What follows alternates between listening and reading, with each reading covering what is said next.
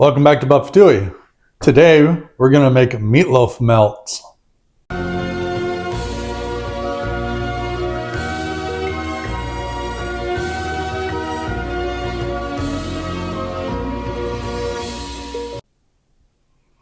Alright, first thing I want to do is thank everyone for all the messages that were sent to us over the loss of our sweet Chloe. It was really hard on us, and in honor, you'll see now I have something in my pocket, and we're actually going to add some iron-on patches in honor of Chloe, who was in most of our videos we've made. So she'll be missed, but we will continue to honor her. So last time we made the steakhouse crunch melts, and those were delicious. And today we're going to make a meatloaf melts, a different version of that. And what's different about it is last time it's used, the shaved steak. Today we're actually making meatloaf in a way that actually tastes delicious. And it's going to be pretty similar, but it's going to taste a lot different, I guess. So first thing we need to do is we'll need to get started on prepping just a few ingredients, which would be a Vidalia onion and half a package of bacon. All right, we're already off to an interesting start. The onion that we cut into had weird things inside of it. So fortunately, we always have onions around, so we grabbed another one. The one we're looking for is about the size of a baseball, so a really good size for this. And we're just going to dice it up, so that's what we'll do next.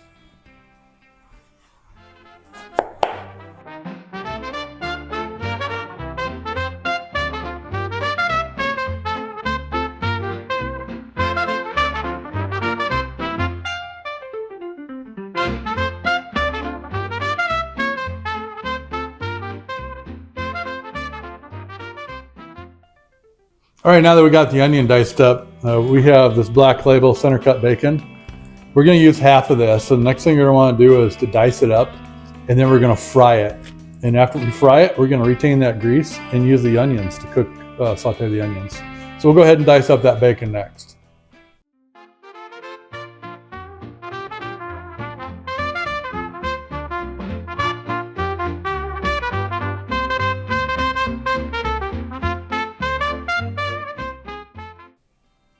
All right, while our pan is heating up here, just one thing about meatloaf.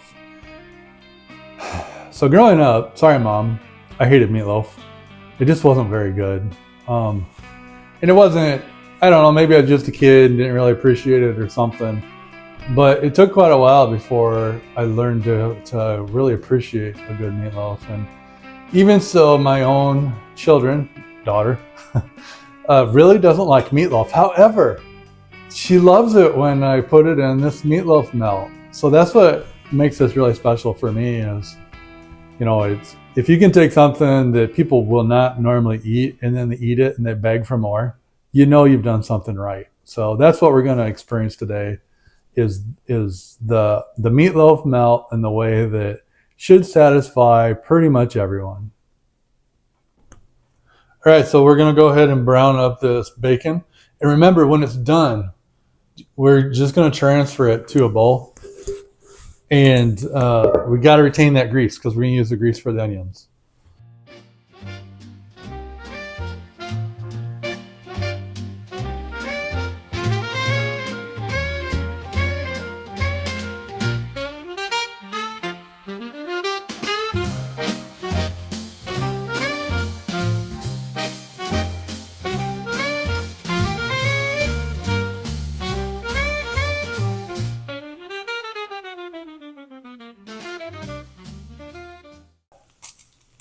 All right, so we don't want to make it all browned. We just want it to cook most of the way because we're going to add this to our meat mixture and it's going to cook in the oven for a while longer as well. And we want still some of that juice to flow through the mix. So I'm gonna go ahead and I'm gonna transfer what I can into this big bowl, and then we're going to add the onions.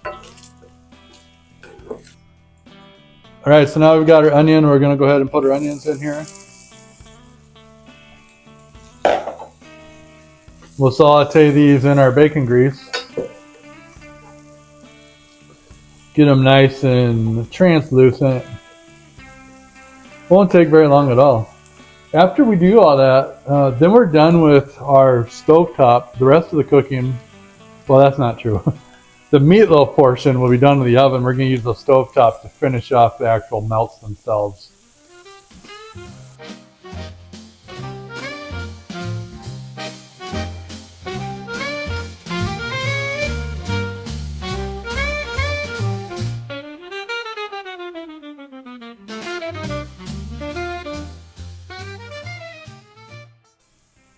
Okay, so these onions are ready. So we're going to transfer those to our bowl. All right, now that we have this in here, we're going to go ahead and start adding in our ingredients to make our meatloaf mix. So we've got just over 1.5 pounds of beef there. And we're going to take 1 egg.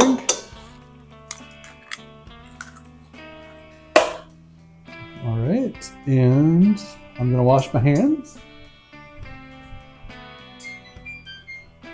Okay, so now we're going to add a few more things. All right, so today we're going to put in some panko seasoned breadcrumbs into this, the 4th cup of that. Last time we used something more like this, but the unseasoned one, but we couldn't find it in the store today. So that's how it goes. Sometimes you just can't find necessarily what you need, so you find a good substitution. So today we're doing a 4th cup of these. And we feel really good about that decision. Okay, now we're going to put in some other ingredients, and we're going to start with 2 tablespoons of our salt, pepper, garlic that we love. SPG, salt, pepper, garlic.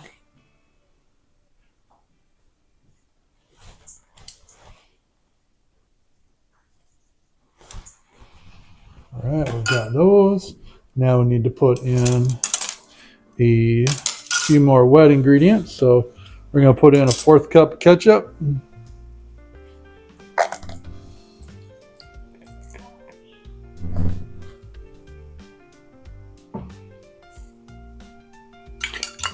Fortunately, we're not baking, so we don't have to be ultra precise here. I guess we are baking the meatloaf, but not quite the same thing. All right, soy sauce. We've recently switched over to the less sodium soy sauce from the normal soy sauce, I guess, that's higher sodium. It just has better flavor for us. So for this one, I don't need a 4th cup, so I should set that one down. I'm actually going to put in a tablespoon of soy sauce.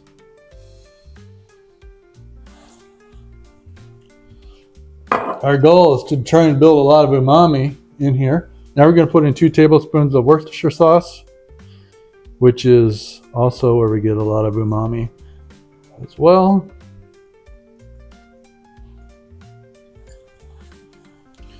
Okay, excellent. There is one more thing I am going to put in, and that would be a sweet soy glaze, just a little bit of sweet soy glaze. Unagi sauce is another one that we really like to put in as well. I'm just going to put in a teaspoon of that for good measure.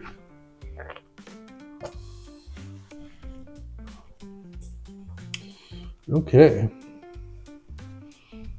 All right. So now we are going to mix this up, and we're going to do that by hand.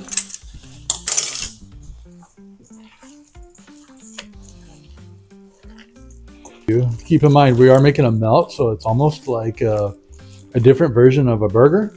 So maybe some good things to add to it if you want would be some chopped up jalapenos, or maybe some other kind of pepper, as well as you might want to have some stuff to top it off. We're just going to eat this on our sourdough bread and cheese. It's really, you don't need to add anything more to it, but it'd be fun to hear how you try some different ways to do it. Okay, so you can see here we have your traditional meat mixture put together, And as I continue to make a mess here, next thing we're going to do is we're going to put these into a casserole pan. I guess in the size here we are going to use is about I think a 9 by 13 approximately. So we'll get that out, and it's going to be about 1 inch to 1.5 inches thick once we get it in there. Okay, so we've got our oven preheated to 375, and this is the pan we chose, which is 9 by 13. Hope it's not too big. Smash all that down. You know, our last video, the Steakhouse Crunch Melts, got a lot of comments on that. One person recommended doubling up the meat, and I think that is a great idea. This is an opportunity to kind of control how much you put on, because if you want to make a slightly bigger batch, you can get some thicker meatloaf for the melt. So, you know, this is actually like 1.6 pounds. So maybe 2 pounds might give you a little bit thicker meatloaf. But either way, this is just right for us. And I think we're good here. So we're going to throw this in the oven for about 25 minutes. And then once it comes out, we'll make the magic happen next. All right, so as we prepare, one of the things we're doing today is we're going to butter some bread, but we're actually going to fry the bread on the bottom side. But today, I want to talk about this Amish roll butter. This is something that we've been dying to try, and we thought, well, today is the day that we're going to try some Amish roll butter. This is from Wisconsin. We're really excited to use it, so we'll see how it goes.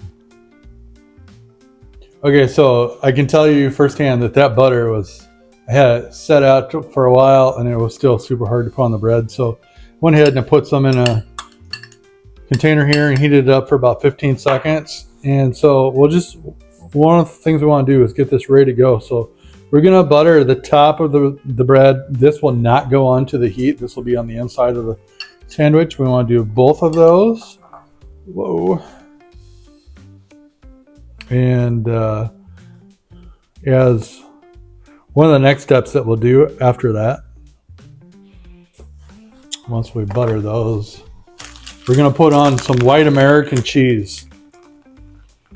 And this is, get this ready to go here. So, sorry, I have a little, cut the cheese there.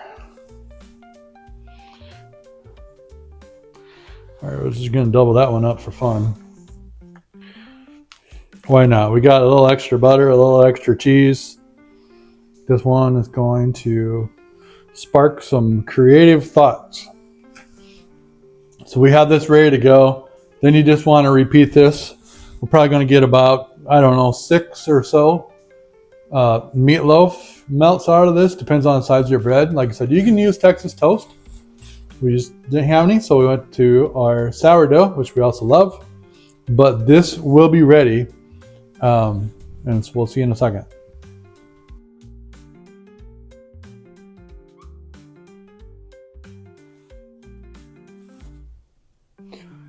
Okay, so you've seen the meatloaf, and now we're gonna make the bread. But just as a reminder, you can also watch this on our Steakhouse Crunch Melt, the method we do here. Just a couple of words of caution. We are going to use hot oil in the pan to grill the bread. So we're going to use olive oil. And with that, we're going to put it in the pan. We're going to put the bread in, bread side down, dry side down. And it's going to crisp up beautifully, give us that wonderful crunch that we love. So we're going to do that here in just a second. I just want to caution you once again, like I did last time. Once you take it out of the pan, don't grab that bread and take a bite of it, because it's covered in hot oil and it's going to burn your fingertips. So you just want it to cool down just a little bit. So we'll go ahead and do that process now.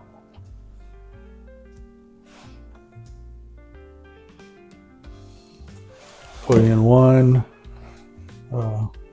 oil for one piece. I got that a little thick, so I'm going to put that to the side there. Add just a little more. Here. Give it a little swirl. Okay, now that it's cooking, I want to go ahead and load it up with filling. I'm going to put that in right now. I'll set that right on top. Let it help melt the cheese. Then we'll just wait. And it's not going to take too terribly long. We're looking for that nice golden crunch. Other things to consider, like if you're going to put any sauces on this, now's the time to do it, because in a minute we're going to flip that over and it'll be too late at that point. So we don't put anything on it, like I said, because you can see this is juicy and we have it loaded with butter and cheese so the world can keep going around. As we all want the world to go around, so we got to have that extra butter and cheese all the time. I'm sorry, Eric, my brother. Cheese is not your friend, I get it. But it's ours. We're so lucky. Sorry, you're not. Yep. All right, so we're ready to flip this. Right over on top there. We'll just let it finish off there for just a little bit. About 30 seconds. Oh, this is really thick. Wow, I can't imagine this with Texas toast. Boy. It was like 3 inches thick. Good thing I have a big mouth.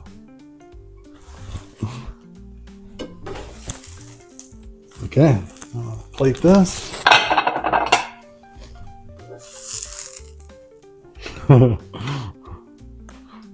That's how thick it is. All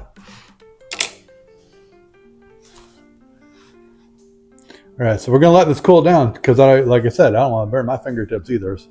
And then we'll enjoy it.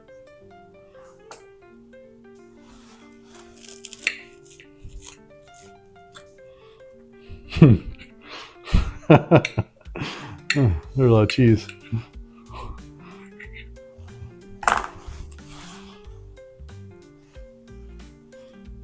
Look how thick that is. Holy mackerel.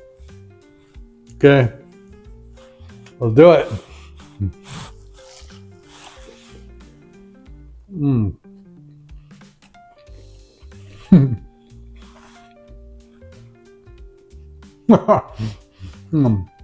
That's a lot of cheese.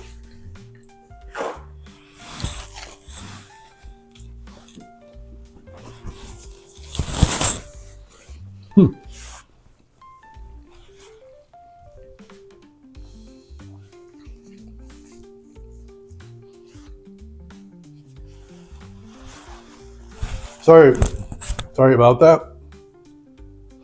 Those were big bites, and that was a lot of cheese. It was really good. I can't wait to finish it, and I'm glad we actually have enough we made 4, and we've got enough for 1, 2, 3, 4, 5 more. They're cut into smaller pieces. Could have went a little thicker, but you can see it already got really thick as it is. So I guess final thoughts, if you do have a pet, make sure you love that pet like it's a member of the family, because it is. And we certainly miss ours. She's still with us, we know, even though she isn't physically here. And we're very thankful for the time we had with her. So hopefully you all can have the same level of love for your pets as well. So thank you for joining us on another Buff-A-Touille experience.